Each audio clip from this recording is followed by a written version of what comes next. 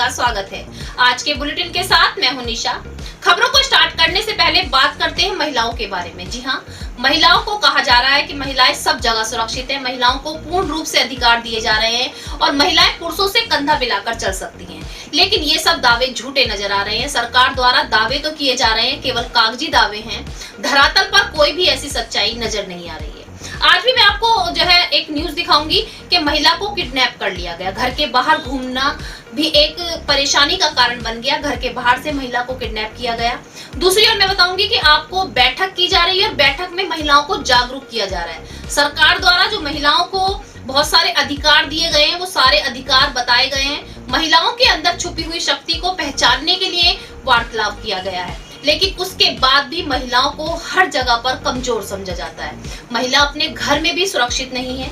मैं आपको रोज कोई ना कोई ऐसी घटना दिखाती हूँ जो महिलाओं से जुड़ी होती है, जिसमें महिलाओं के साथ अत्याचार रुकने का नाम नहीं ले रहे हैं। लेकिन उसके बाद भी सरकार द्वारा कोई ऐसा ठोस कदम नहीं उठाया जा रहा जिससे महिलाओं पर रोज हो रहे अत्याचारों पर रोक लगाई जा सके।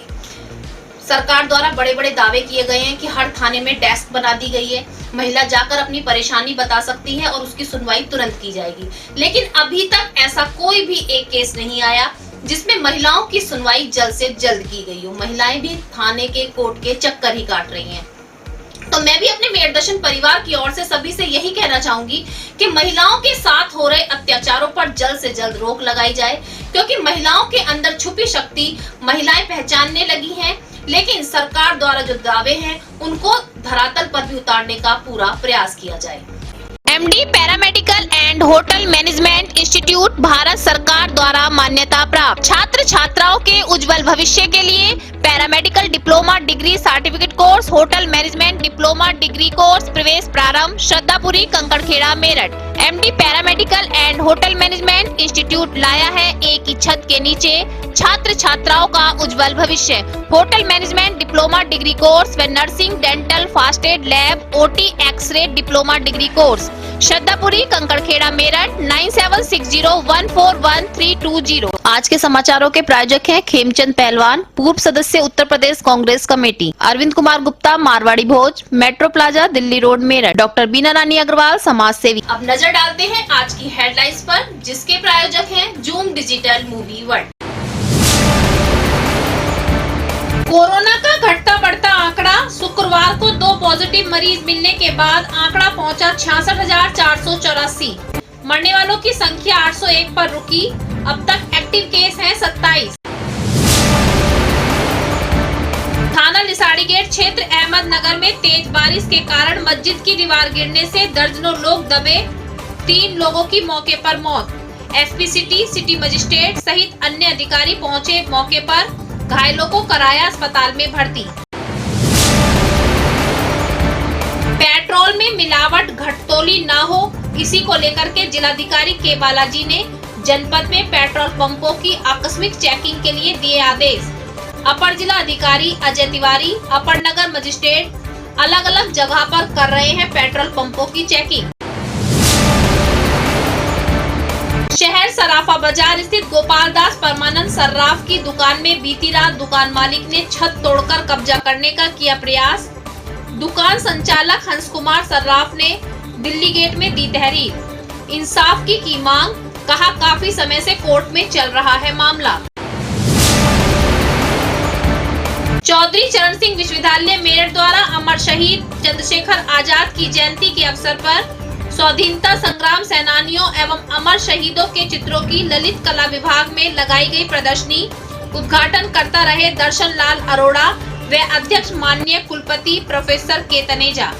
आए हुए अतिथियों ने छात्र छात्राओं द्वारा हाथ से बनाए गए चित्रों की प्रशंसा व दिया सभी को आशीर्वाद।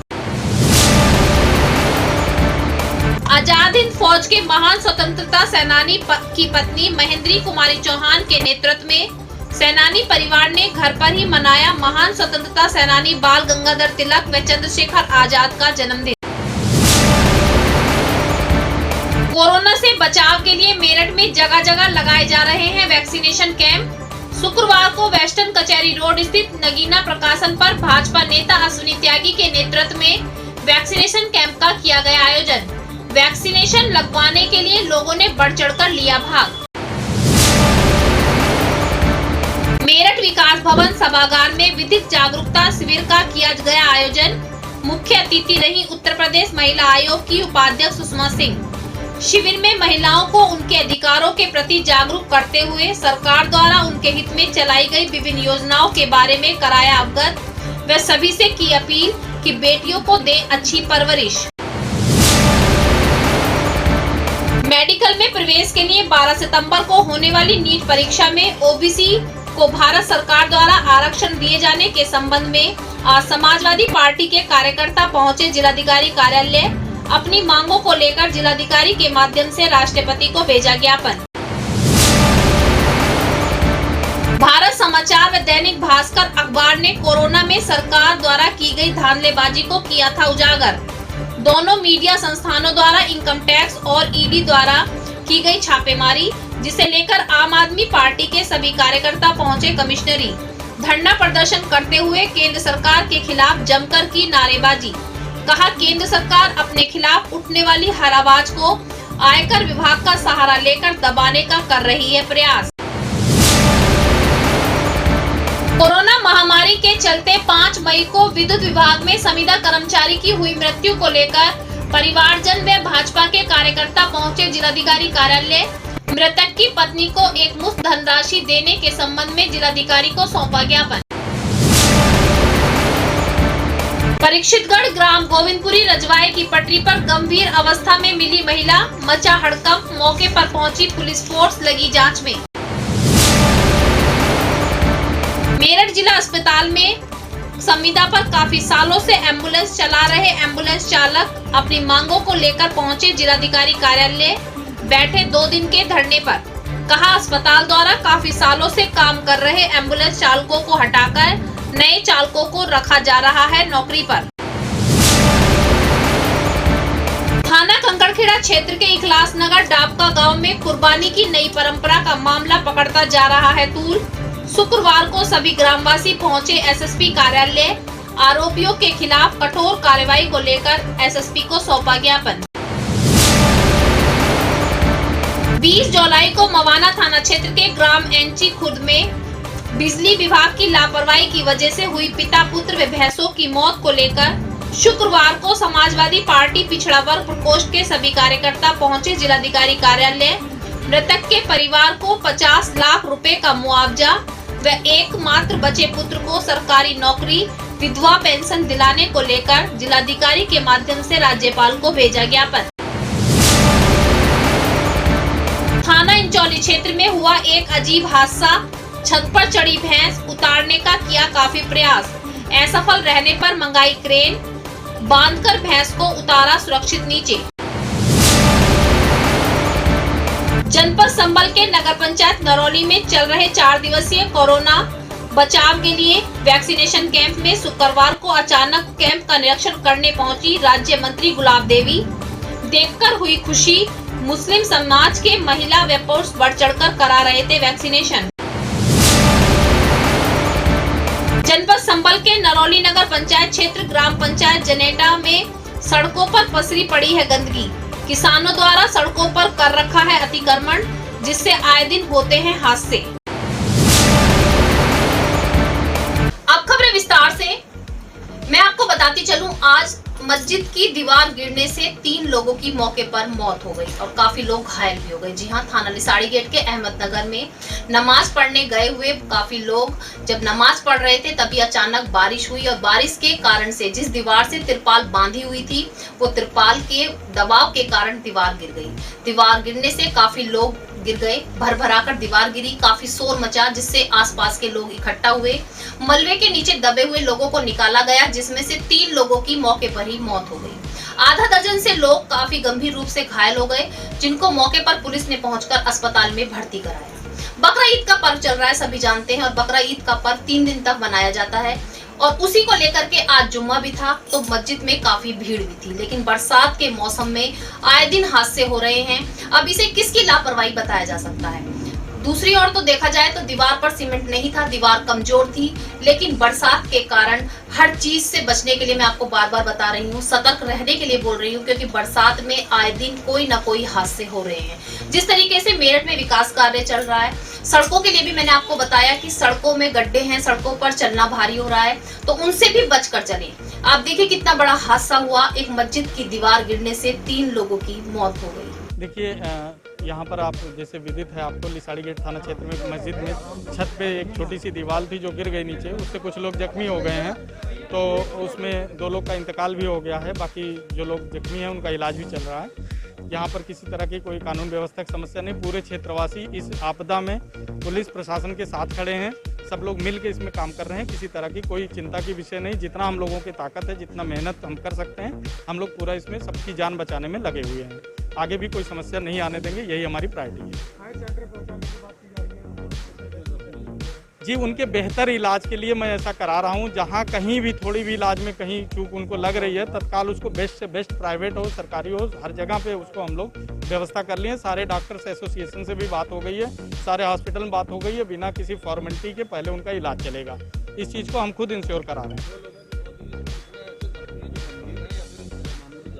देखिए, अब ये डॉक्टर बता पाएंगे, क्योंकि चोट है उसके बारे में मैं नहीं कह सकता कि कितने कौन हैं, लेकिन हाँ ये है कि उसमें कोई घबराने की बात, हम लोग जितना बेहतर हो सकता है प्रशासन की तरफ से वो पूरा मुहैया प्रोवाइड करा रहे हैं। इसमें जो सबसे बड़ी चीज़ है, लगभग 1:30 बजे के आसपास मोहम्मदी मस्जिद में नमाज हो रही थी, तो मोहम्मद मस्जिद में जो 3 मंजिला है वहाँ पर उनकी जो दीवार थी, और इन्होंने जहाँ नमाज होती वहाँ पर धूप से बचने के लिए उन्होंने तिरपाल लगाए थे, वो दीवार गिर गई, और उस तिरपाल के कारण वो कुछ उसने दीवार को रोकने की भी कोशिश की, और नीचे जो लोग बैठे थे कुछ इंजर्ड हो गए हैं, तो सबका इलाज चल रहा है। 4 हॉस्पिटल में उनको भेजा जा रहा है, और एक अफवान है उनके बारे में अभी कोई सुखद समाचार नहीं मिला है, एक दुखद समाचार ही आ रहा है।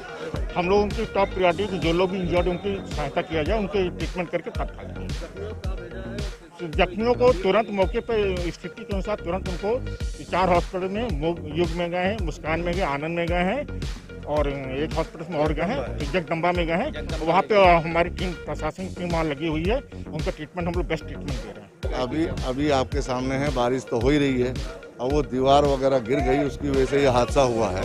बाकी तो ये टेक्निकल लोग ही बता पाएंगे क्या हुआ है, लेकिन दीवार गिरने से काफ़ी जख्मी हैं लोग, और कई लोगों की सुनने में आ रहा डेथ हो गई है, तो इसी वजह से फिलहाल हम ये लोग देख रहे हैं, उसके बाद बताएंगे। पेट्रोल डीजल के बढ़ते रेट, जी हाँ, पेट्रोल और डीजल के रेट इतने बढ़ चुके हैं कि आम जनता काफी परेशान हो रही है, और रेट आसमान छू रहे हैं, लेकिन कालाबाजारी भी काफी बढ़ चुकी है और आए दिन सामने आ रही है। जिस तरीके से घटतोली और कालाबाजारी सामने आ रही है, तो प्रशासन और हमारे कह सकते हैं कि अधिकारी लोग भी सतर्क हो चुके हैं। जिलाधिकारी ने आज आदेश दिए कि हर पेट्रोल पंप पर बिना बताए छापामारी की जाएगी। छापामारी के दौरान चेक किया जाएगा कि कालाबाजारी नहीं की जा रही है, घटतोली तो नहीं है, या पेट्रोल की शुद्धता बिल्कुल पूर्ण रूप से सही है। उसी को लेकर के टीम गठित की गई और कई जगहों पर आज छापेमारी की गई। लिसाड़ी गेट के भी कई पेट्रोल पंप पर छापेमारी की गई, जिसमें चेक किया गया कि कहीं पर पेट्रोल की शुद्धता में कोई कमी तो नहीं है, घटतोली की कोई घटना तो सामने नहीं आ रही है। बहुत सारी चीजों को टीम द्वारा चेक किया गया। आज जिलाधिकारी महोदय के निर्देश के क्रम में 4 टीमें बनाई गई हैं जिले में, और सभी टीम विभिन्न क्षेत्रों में पेट्रोल पंपों की जांच कर रही है। रैंडम जांच है, कोई शिकायत के आधार पर नहीं, रैंडम जांच है, उसी में हम लोग द्वारा किया जा रहा है। सर, कौन से पेट्रोल पंप? मैं इस समय दामोदर पेट्रोल पंप नंबरदार पेट्रोल पंप पे खड़ा हुआ हूँ, और इसकी जांच अभी चल रही है। सर्वप्रथम अभी इसी की कर रहा हूँ। चंद्रशेखर आजाद की जयंती के उपलक्ष्य में आज चौधरी चरण सिंह विश्वविद्यालय के ललित कला विभाग द्वारा एक प्रदर्शनी का आयोजन किया गया, जिसमें चंद्रशेखर की ही नहीं और भी शहीदों की मूर्तियों को बच्चों ने अपने हाथ से कागज और पोस्टर पर उतारा। मुख्य अतिथि और आए हुए अतिथियों ने बच्चों के कार्य की सराहना की और कहा कि बच्चों की इस तरीके की प्रतिभा कागज पर दिखाई दे रही है। साथ साथ उन्होंने ये भी कहा कि आने वाले समय में ये बच्चे देश का नाम रोशन करेंगे। हम सभी को यह अवसर प्रदान किया है, तो इस बात को मैं पंक्तियों के माध्यम से कहना चाहूँगी। सभी गणमान्य अतिथि सभी के समक्ष इस कक्ष में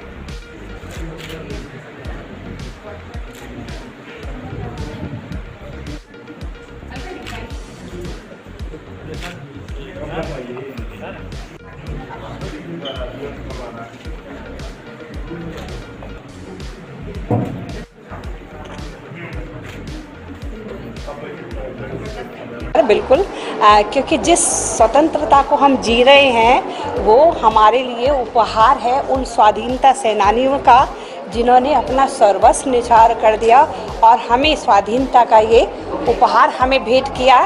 तो हम उनके उस बलिदान को उसको महत्व देते हुए उन शहीदों को जो आज तक इतिहास में उतना महत्व नहीं पाए हैं और अल्प ज्ञात ही रहे हैं, गुमनाम शहीद रहे हैं, तो चंद्रशेखर आज़ाद जयंती के अवसर पर हम उन सभी शहीदों को जिन्हें हम नाम से नहीं जान पाए हैं उन सभी को श्रद्धांजलि भी अर्पित करते हैं और युवाओं के लिए एक प्रेरणा की जिस प्रकार चंद्रशेखर आज़ाद ने अपने युवा अवस्था में अपनी पूरी ऊर्जा को देशभक्ति के लिए, राष्ट्रीय स्वाधीनता के लिए समर्पित किया, यही हमारी भावी पीढ़ी भी इसी प्रकार से प्रेरणा ग्रहण कर राष्ट्र को उन्नति के पथ पर ले जाए।